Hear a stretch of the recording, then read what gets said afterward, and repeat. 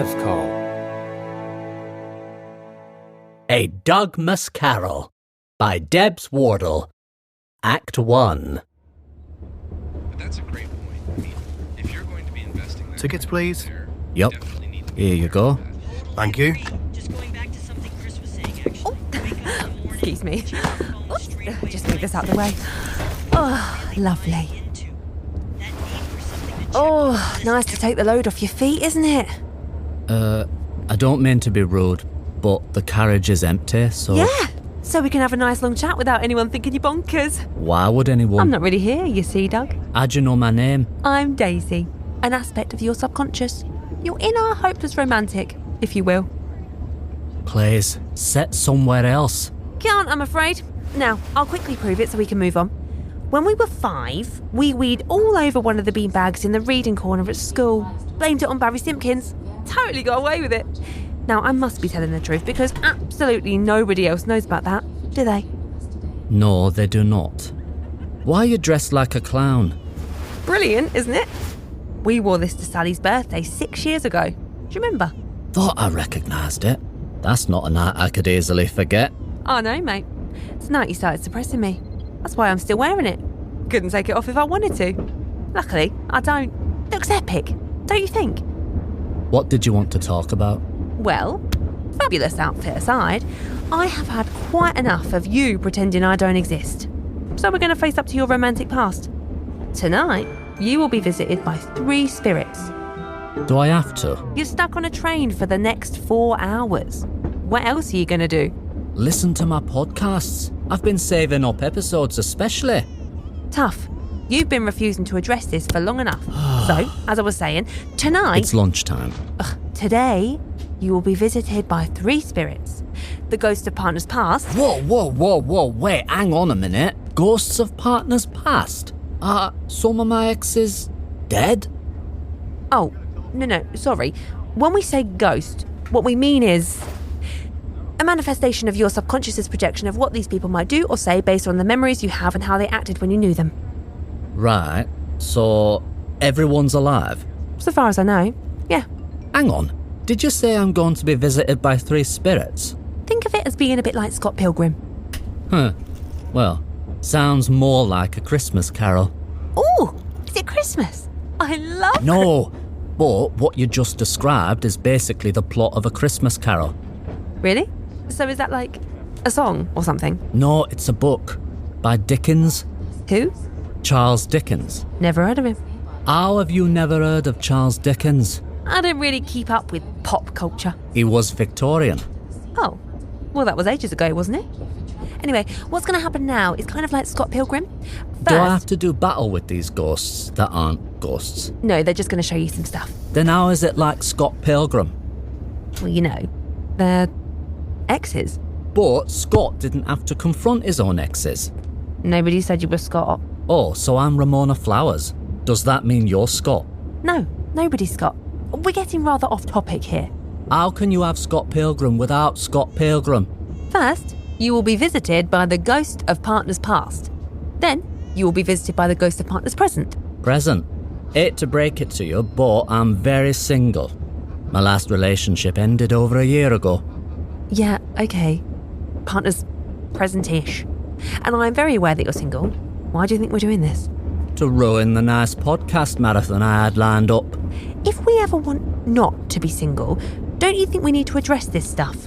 You can hardly expect to have a healthy relationship when you're lugging all this baggage about. Who says I want a relationship? I'm absolutely fine by myself, thanks. Of course you are. But that doesn't mean you aren't a romantic at heart, no matter how much you try to suppress me.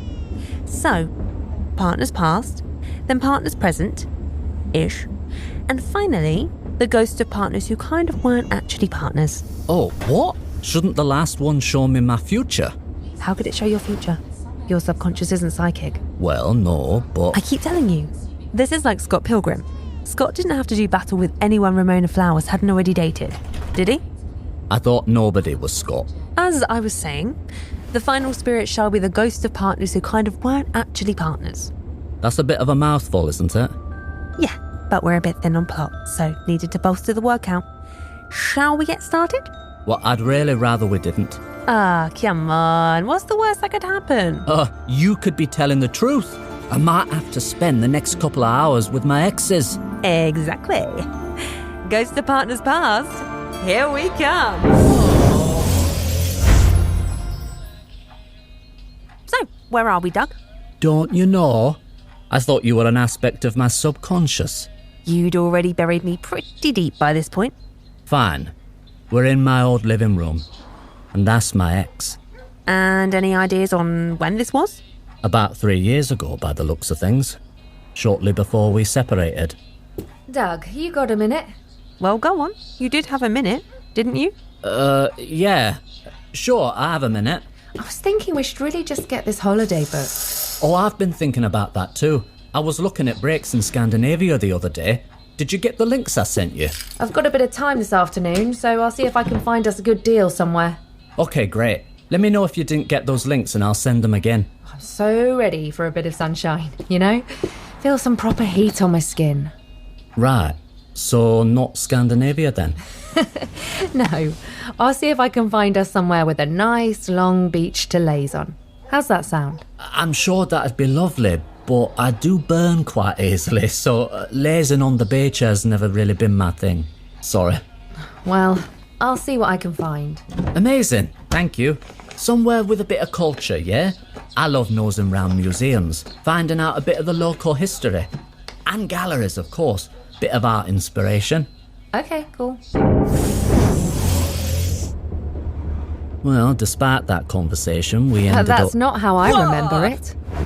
Wait, you're actually here? No, I'm a manifestation of your subconscious's projection of what I might do or say based on the memories you have and how I acted when you knew me.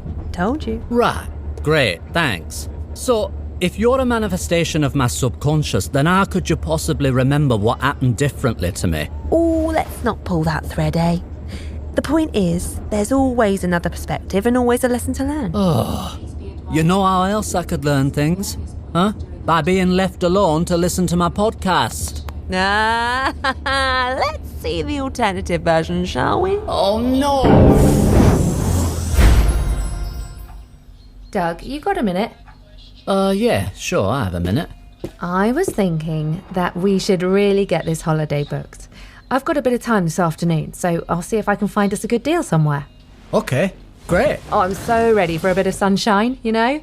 Feel some proper heat on my skin. Not Scandinavia, then? No, I'll see if I can find somewhere with a nice long beach to laze on. How does that sound?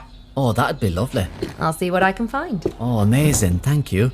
Somewhere with beach culture, yeah? Okay, cool. Where did you go in the end? Malaga. Because you said you wanted beach culture. What the hell is beach culture? You clearly hadn't heard a word I said. That's because, as usual, you hardly said anything. But I did say something. I said many things. If you said something, obviously I wouldn't have booked a beach holiday. Okay, communication was clearly an issue here.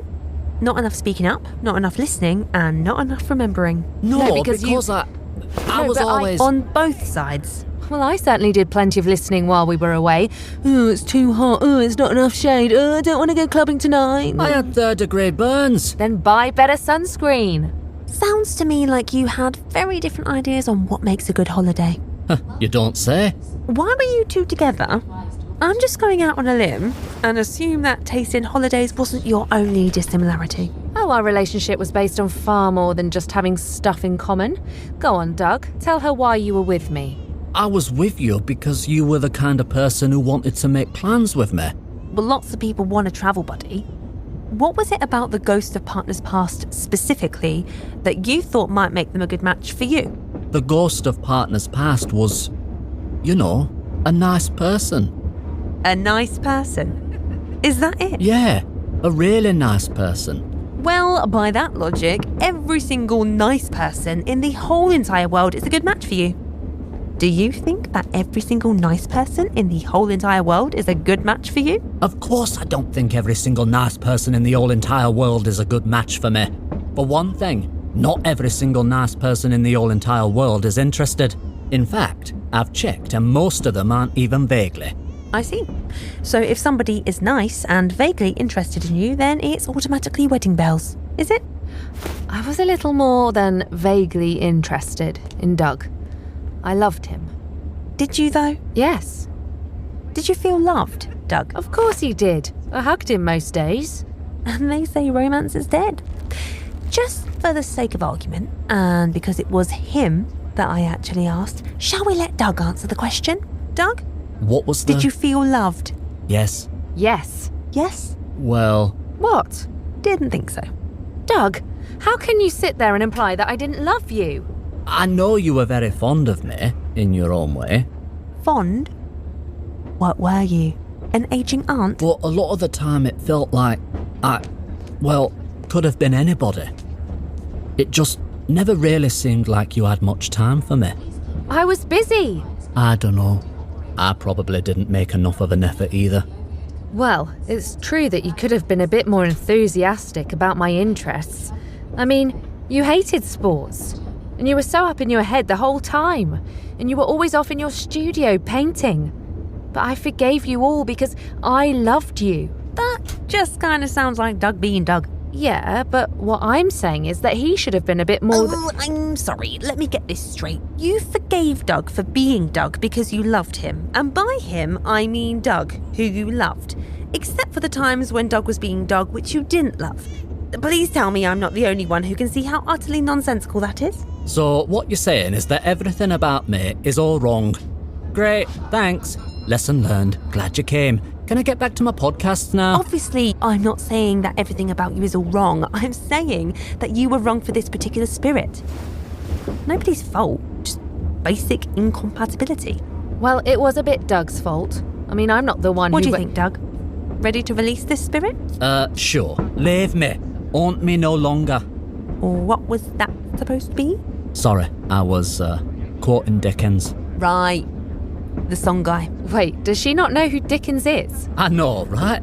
How's that even possible? Unbelievable. And why is she dressed like a clown? You two never discussed that night? What night? I mentioned it once or twice, but doesn't matter. Of course it matters. In a healthy relationship... You said something about releasing the spirit? Right. Yes. Looking back at the relationship, what's the overriding feeling? Well, bad. I still feel really bad about it. And? And I wish I could have been the person they thought I was. You're blaming yourself for not being able to be someone you aren't. The thing about trying to be someone you aren't is that you can't keep it up forever. Totally unsustainable long term. I guess. The only way to make things work is to find someone with whom you feel able to be yourself. And surely it's better that the ghost of partners past is now free to go and find somebody who's a better fit for them. Like authentically. I've been dating my spin instructor. Well, a spin instructor does sound much more up your street. So you've moved on, huh?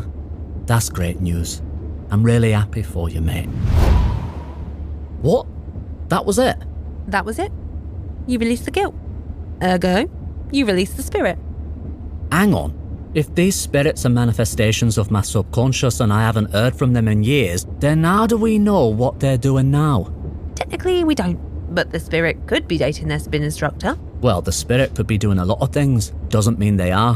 What they are or aren't doing is beside the point. How is that beside the point?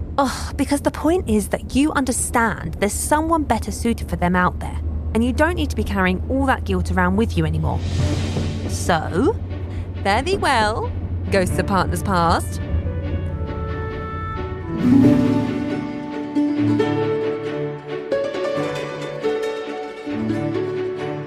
This was an Evcol Entertainment Clockwork Digital Studios original production, a part of the On Another Wavelength audio anthology series, featuring the voice talents of Michelle Campbell-Jones, Holly Gillanders, Mitch Howell, Chris Machari, and Georgie Montgomery. Written by Debs, Wardle, directed and produced by Simon James Collier. Series created and co-produced by Adam Dechanel. Soundscape design by Charlie Braham.